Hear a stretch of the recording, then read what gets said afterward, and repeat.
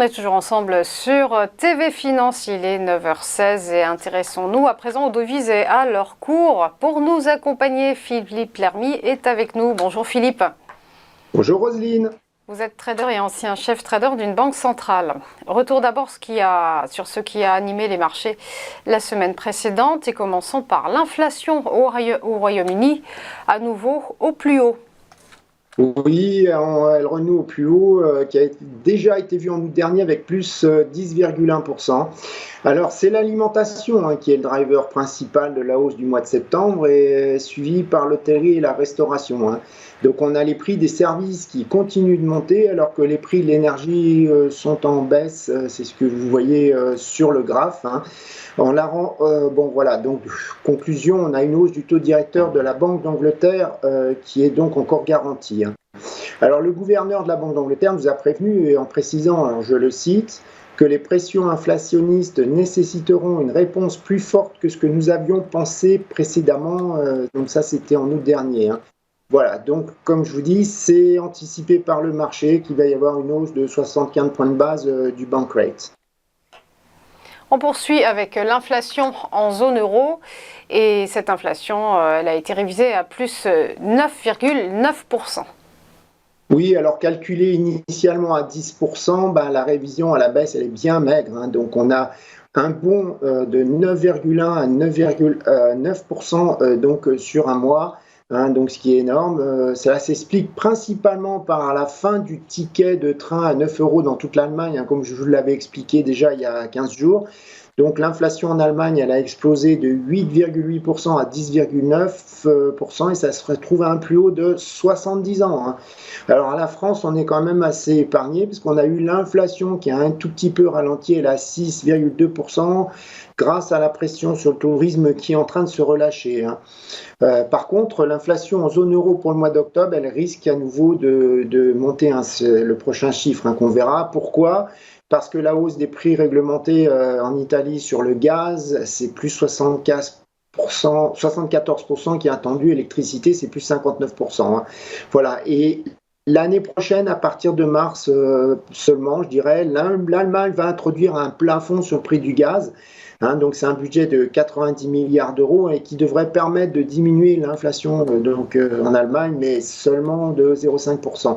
Alors vous le voyez, les prix de gaz ont baissé, c'est ce que vous voyez sur l'écran, les prix du gaz cotés sur le marché TTF, et celui des mesures de l'Union européenne aussi, donc telles que son plafond dynamique des prix sur le gaz, ça devrait permettre quand même un ralentissement de l'inflation. Il y a eu évidemment la démission de Liz Truss retentissante au Royaume-Uni. Oui, donc en fait, on pourrait même connaître dès cet après-midi son remplaçant. Alors vendredi soir, c'était Boris Johnson qui avait le lead devant son ancien chancelier de l'échiquier, à savoir Rishi Sunak. Mais tout dernier moment, je dirais hier soir tard, Boris Johnson a retiré sa candidature. Alors selon le quotidien Times, il aurait bien eu les 100 signatures nécessaires pour se porter candidat. Mais bon, moi j'ai une autre source qui m'annonce que beaucoup de Tories, les conservateurs, l'auraient lâché et que les votes d'hier soir donnaient plutôt 146 voix pour Sunak et seulement 57 pour lui. Alors, Bojo, il nous a donné comme argument qu'il n'aurait pas pu gouverner le parti, le gouverner sans un parti uni au Parlement, mais la réalité viendrait plutôt du fait que l'affaire du Partygate n'est toujours pas terminée juridiquement parlant. Et donc, s'il était élu, il se pourrait qu'il se retrouve à nouveau viré quelques mois après. Voilà, ça ferait plutôt désordre pour les conservateurs. Donc voilà, c'est ce qui pourrait expliquer qu'il ait été lâché par ses pairs. Alors, qu'est-ce qui va se passer concrètement maintenant ? Les membres du comité 1922, ils vont réaliser un premier vote indicatif pour déterminer quels sont les deux candidats préférés. Et le vote donc par les membres de la base devrait avoir lieu vendredi. Alors apparemment, on aurait Rishi Sunak qui l'ancien chancelier des l'échiquier de Boris Johnson, et Penny Mordaunt, la ministre des Relations avec le Parlement, qui sont, je dirais, les plus en vue. Alors, si Madame Mordaunt n'obtient pas les 100 signatures d'ici 14 heures Londres, elle pourrait déclarer forfait dès aujourd'hui. Et c'est pour ça que je vous dis, si jamais il n'y a plus que Rishi Sunak, donc dès cet après-midi, on pourrait connaître le gagnant. Hein. Alors, il y aura un autre deadline, je dirais, c'est le 31 octobre. Il va y avoir les calculs selon l'Office for Budget Responsibility, hein, c'est l'équivalent de la Cour des comptes chez nous. Eh ben, il resterait quand même un trou de 40 milliards de livres sterling à combler. Ceci, même après l'annulation de quasiment toutes les mesures du, je dirais, maxi mini-budget initial de Kwarteng, hein, et qui a été donc complètement, je vous dis, changé par Jeremy Hunt. Hein, et il a même, Jeremy Hunt, prévu une hausse de 20 milliards des taxes, et ça ne suffirait pas pour réparer les pots cassés. Hein. Voilà. Bon, et la preuve, l'agence Moody's vendredi soir a abaissé la perspective, la perspective de note du Royaume-Uni à négative à cause de cette instabilité politique et de l'inflation élevée. Hein. On poursuit avec la monnaie japonaise qui vient d'atteindre un plus bas de 32 ans. Alors une question, y aurait-il eu une intervention en USD yen japonais ? Officiellement, non. On a eu le Masato Kanda, qui est le vice-ministre des Finances en charge des affaires internationales, qui n'a pas voulu commenter. Personne ne veut commenter au Japon. Même le ministre des Finances, M. Suzuki, en tout cas, ils n'ont pas arrêté de répéter leur volonté d'intervenir. Hein. C'était même vendredi matin encore. Hein, comme quoi ils étaient prêts, alors je le cite, hein, à agir fermement contre les spéculateurs. Hein. Cette nuit encore, on a eu M. Kanda qui a déclaré qu'il n'y avait pas de changement en vue d'une réponse à des mouvements excessifs sur le Forex, hein, et qu'il ne commenterait toujours pas une intervention possible de vendredi dernier.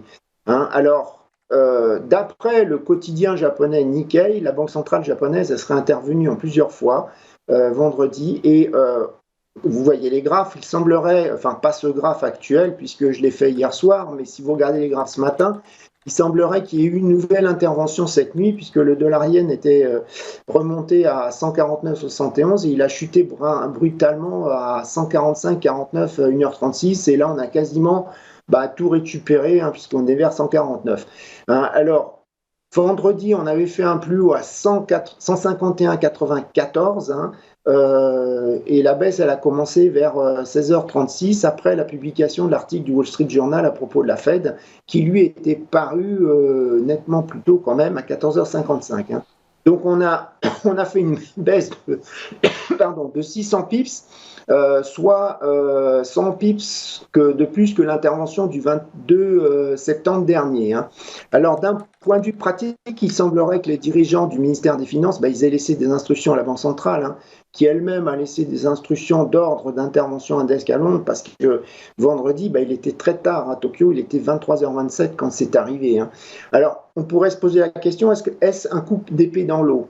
Les traders savent très bien que les interventions solo ne marchent pas quand elles ne sont pas justifiées par des fondamentaux économiques, et c'est le cas actuellement. Hein. Alors, concrètement, lors du 22 septembre dernier, selon les courtiers japonais, la Banque centrale japonaise elle aurait dépensé 24 milliards de dollars pour l'intervention du 22 septembre. Mais si on regarde les chiffres du ministère des Finances, ça serait plutôt 19 milliards de dollars. Hein, donc ça fait comme les manifestations chez nous entre les syndicats et les policiers, ils n'ont pas le même chiffre. Hein. Le Financial Times, lui, pense que vendredi, la Banque centrale japonaise aurait dépensé 30 milliards de dollars. Ce qu'il ne faut pas oublier, c'est que les réserves de la Banque centrale japonaise sont les deuxièmes plus importantes au monde, après la Chine. Ça veut dire quoi ? Que des coups comme ça, elle peut encore en faire une dizaine. Hein, et ce matin, on est probablement une nouvelle preuve. Donc attention. Hein. Voilà, c'est stop loss absolument. Enfin, je dirais, vaut mieux être à l'écart quand on ne connaît pas comment ça fonctionne une intervention. Et c'est plutôt les options qui sont l'outil préféré pour ce genre de spéculation, dans des mouvements comme ça. Hein. Voilà. Alors enfin, sachez que ce matin, il y a eu des rumeurs d'intervention concertée pour contrôler le dollar, la hausse du dollar. ça circule dans les salles de marché parce que le dollar, globalement, ça pénalise quand même un peu tout le monde, hein. Alors, on enchaîne avec les événements de cette semaine et on surveillera tout particulièrement les indices des directeurs d'achat en zone euro et l'indice français devrait résister. Oui, alors il est sorti à 9h15 là. Et donc j'ai vu le chiffre, il est sorti voilà, justement il a relativement résisté. Qu'est-ce qu'il y a en fait, on va surtout regarder si la zone euro est en train de partir en récession dès la fin de l'année, hein, parce que c'est ce qu'on est en train d'anticiper. Là, on le voit encore ce matin, c'est la France qui s'en sort le mieux avec une légère expansion dans les deux secteurs. Hein, l'Allemagne devrait continuer de plonger, notamment dans les services. On enchaîne avec le PIB américain pour le troisième trimestre 2022 et ce PIB est attendu en hausse après 2 baisses consécutives. Oui, 2 baisses les 2 trimestres précédents, mais la publication du troisième trimestre devrait nous prouver que les USA ne sont pas en récession. On attend 2,3% de hausse. On le voit, le plus gros contributeur, vous voyez sur le graphe, c'est le pavé gris, c'est la baisse récente des importations qui a finalement boosté les exportations nettes, hein, et c'est le plus gros contributeur. La consommation des ménages, elle a été supportée par les prix à la pompe en baisse, hein, qui sont sous 4 dollars le gallon, et ça devrait compenser le ralentissement qu'on est en train de voir dans le marché immobilier américain. Alors, il ne faut quand même pas négliger que la consommation américaine est maintenant sous la tendance de long terme et que que les ménages puissent dans leur bas de laine. Alors, pour nous, traders, ça va être sportif, hein, parce que le chiffre du PIB il va sortir entre le communiqué de la presse et la conférence de presse. Donc, on risque d'avoir un jeudi après-midi mouvementé, hein. Alors, autre donnée à surveiller jeudi, eh bien la réunion de la BCE et les hausses qui semblent s'enchaîner, qui se suivent et se ressemblent, puisque c'est une hausse de 75 points de base qui est attendue.